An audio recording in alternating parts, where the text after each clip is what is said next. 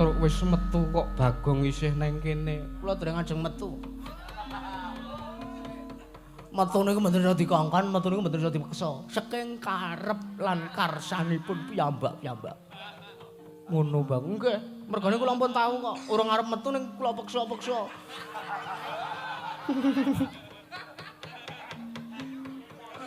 Malah teng weteng mulus ora jama-jama. Ana apa Bagong anu kula mung ngajeng halal bihalal.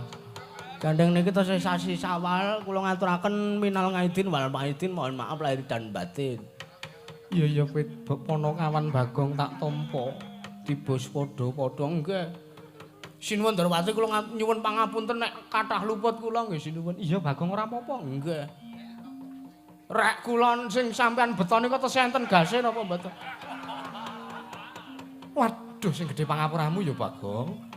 Areke wis entek gase. Mboten napa-napa. Sampeyan niku pun kula niku pun apal kok. Sampeyan niku rek niku rek, mbuh HP, mbuh akik, mbuh jam. Niku mesti keri terus nek sampean nyilih ora tau bali. Sampeyan nyilih dit kas 7 yuta nggih dereng bali. Iya, iya ya. Sing gedhe pangapuramu Bang. Mboten napa-napa. Lah sampean niku napa-napa keri. Barang piranti niku nek mboten cemantel mesti nggih keri kok. Ndara werku Ndara kula nyuwun pangapunten sak kathahing luput kula nggih Ndara. Yo, tiba padha-padha.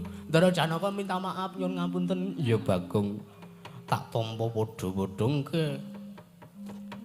Nek ngaten pun kula tak nyuwun pamit, kula ajeng wangi Petruk. Iya, Ponokawan Bagong sing ati-ati aja kaya bocah cilik. Nggih.